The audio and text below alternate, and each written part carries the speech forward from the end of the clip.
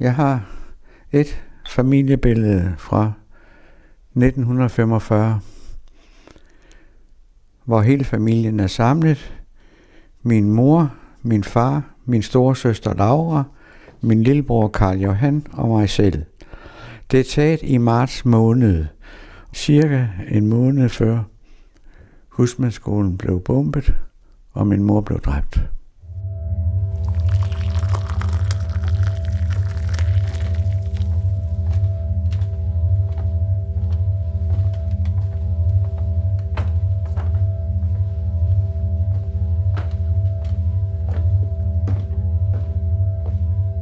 Karl Johan og jeg, vi har erantis på reverset.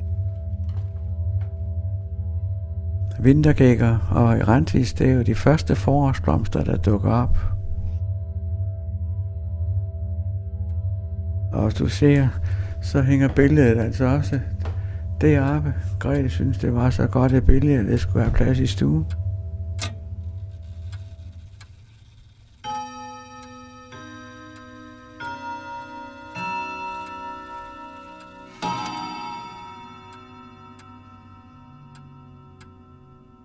Jeg er Knud Andersen og bor Vestenbjergvej 11 i Odense.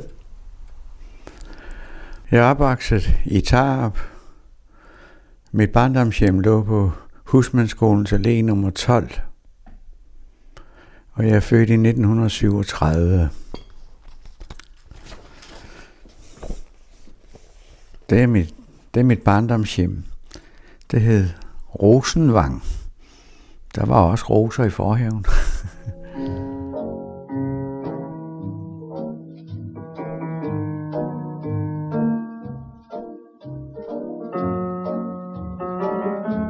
Og selve skolens areal, det var jo vi børns legeplads. Vores legekammerater, Paul og Erik, boede på den anden side af vejen, og vi brugte hele skolens område som legeplads og fulgte aktivt med i, hvad der skete inde på husmandsskolen. Og der var jo også landbrug og frugtplantage til skolen. Så der opholdt vi os meget.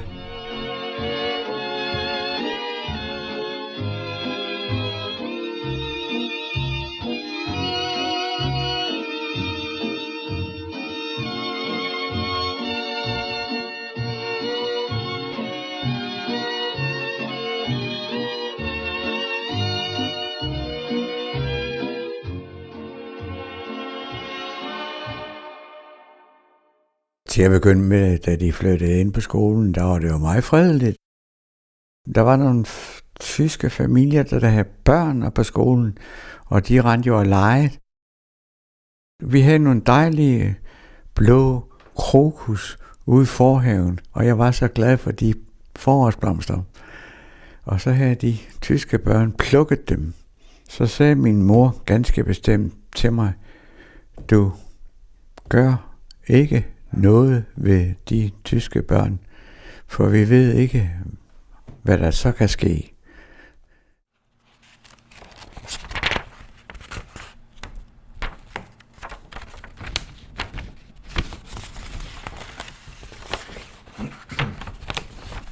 Det var en lun forårsdag, og vi drenge var begyndt at gå i kort bukser.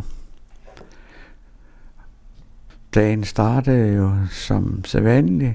Min far og min storesøster var på arbejde, og min mor og min lillebror var hjemme, og jeg var i skole og kom hjem om eftermiddagen.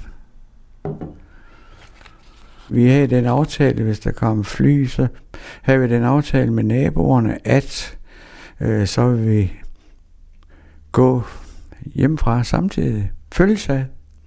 Men jeg skulle lige ind og have lange bukser på, i stedet for det kort der, og gik ind i mellemgangen. Og mens jeg var der, så hørte jeg havde hørt flyvemaskinen komme, så hørte jeg 2 brag.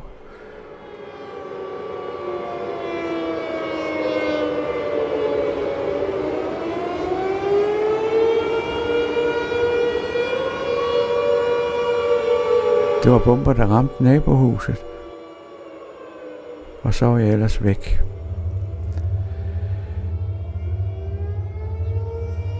Min far arbejdede ude i Vildstofte.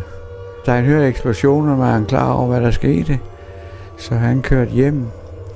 Da han kom til hjørnet af Rugårdsvej, Husmoderskolen Allé, så var der afspærret, og han måtte ikke køre hjem. Det lykkedes ham dog at komme til vores hjem. Og der fik han at vide, at min mor og min lillebror, de var fundet bevidstløse ude i gården, og de blev kørt på sygehuset.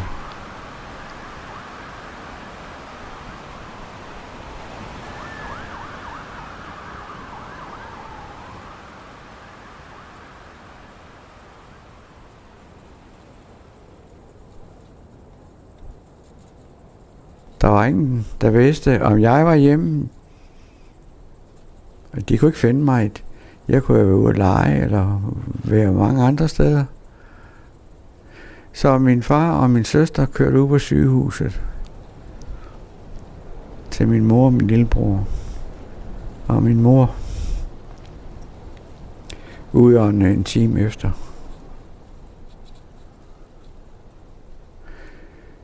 Der var jo så nogle redningsfolk, der søgte i ruinerne, om der var flere. Og efter 2 timer, så ville de holde op med eftersøgningen. Der var ikke flere at se. Og ved en indskyld, så siger en af mændene, vi prøver lige at rode i den stak murbrokker, der ligger der.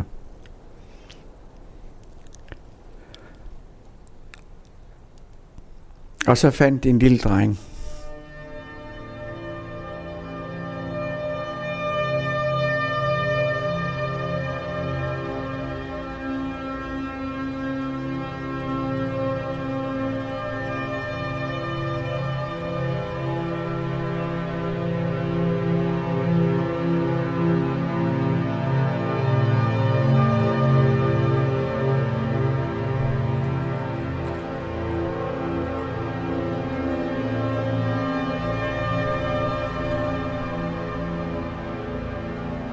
Og jeg blev kørt på sygehuset. Jeg var jo bevidstløs. Og der vågnede jeg først. Jeg ved ikke, hvor lang tid efter. Men det var i hvert fald op på en sygestue.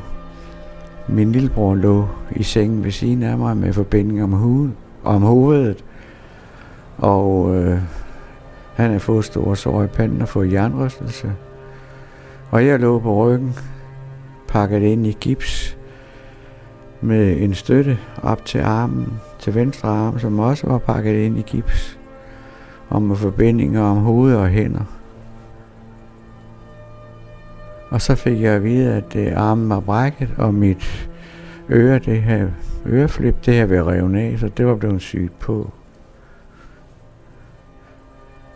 Da jeg spurgte til, hvordan min mor havde det, fik jeg ikke noget direkte svar. Min lillebror lå på sygehuset i 14 dage, og jeg lå derude cirka 5 uger. Og det var først, da jeg skulle hjem derudefra, at jeg fik at vide, at min mor var blevet dræbt ved bombardementet.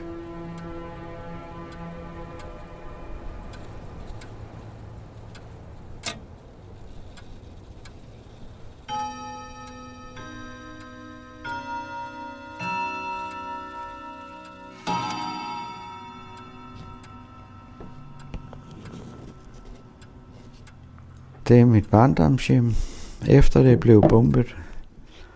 Og når vi ser det billede vi ser her, det er fra havesiden. Baghuset med rulle og vaskerum og forbindelsesgangen til boligen var blevet jævnet med jorden.